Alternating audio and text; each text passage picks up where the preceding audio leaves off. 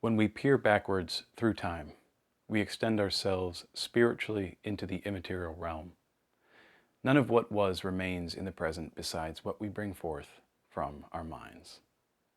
In a sense, this is what differentiates man as a creature from most other, if not all, other animals.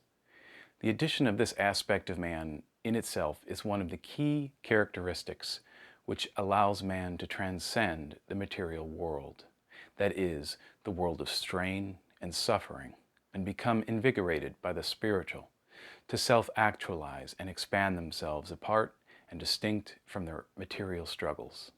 Why should man seek this out? Relief.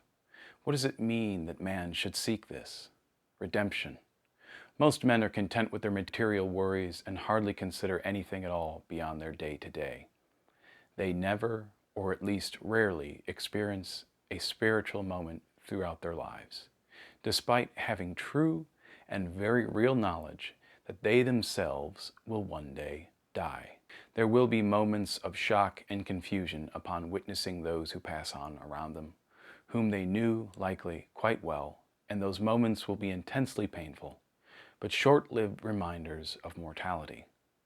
Are they reminded of their own bounded time? I do not know.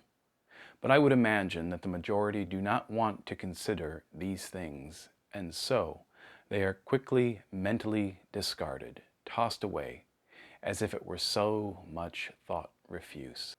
The funny thing is that this doesn't simply leave the issue alone, even in their own minds. Each next instance of being is met anew by whole morsels of emotion.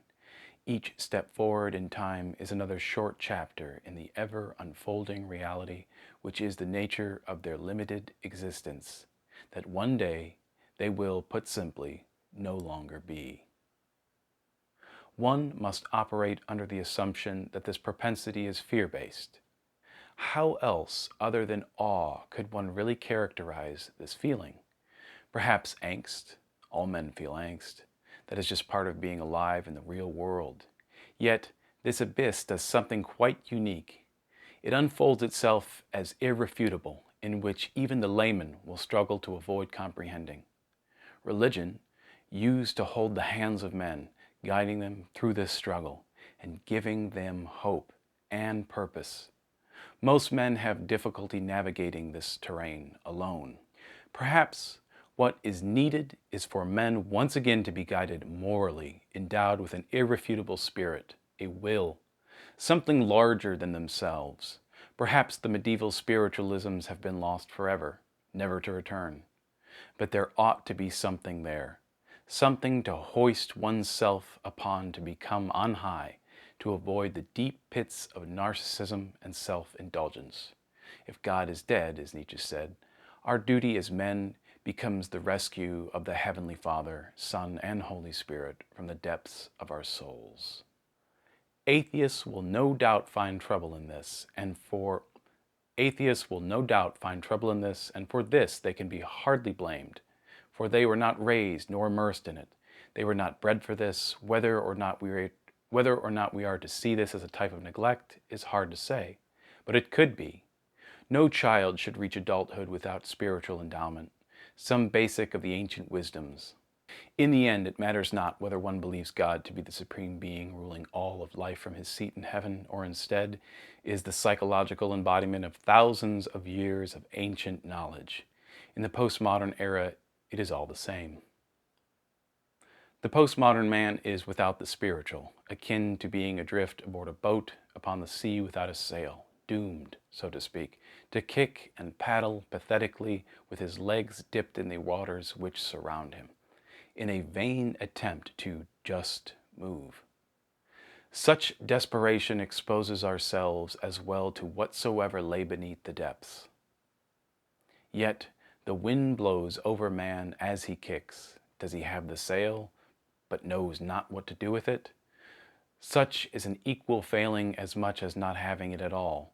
And so we see here, despite a material reality, he is not availed until his sail as an immaterial concept enters his consciousness.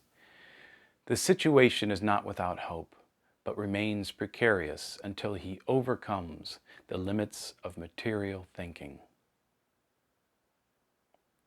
It is an error to assume in this analogy there is ever a land to which the sailing man could rest himself. None such a place exists in this analogy. There is no land, only endless sea. To plant man's civilization upon land would be to turn it to stone, to make it as dead as the depths themselves. Man's civilization is always in motion, living, breathing, and dying out when its heart stops beating. Before it dies, however, it must pass on its flame. The best we can hope for is to help others to learn to sail, if they are willing students. Some cannot be helped, for they will not take it upon themselves to help themselves first. We can, however, endow our descendants with the gift of knowledge, our takings from the ancient wisdoms, and keep them alive as our own hearts pass into stillness. The light of civilization, a delicate flame venturing across the endless sea, held by man alone, passed through enormous effort to the next generations. Many people do not understand the amount of real vision required to pull this off. It is as though it requires divine intervention. Whether you believe this intervener is a divine entity, God, or a reliable and time-tested guide, the material world may show us what the world and reality appear to be, but it is the immaterial which guides man as how to go about one's way within it. And without it, our light goes out, and we are cast upon the sea to perish. Behold, man.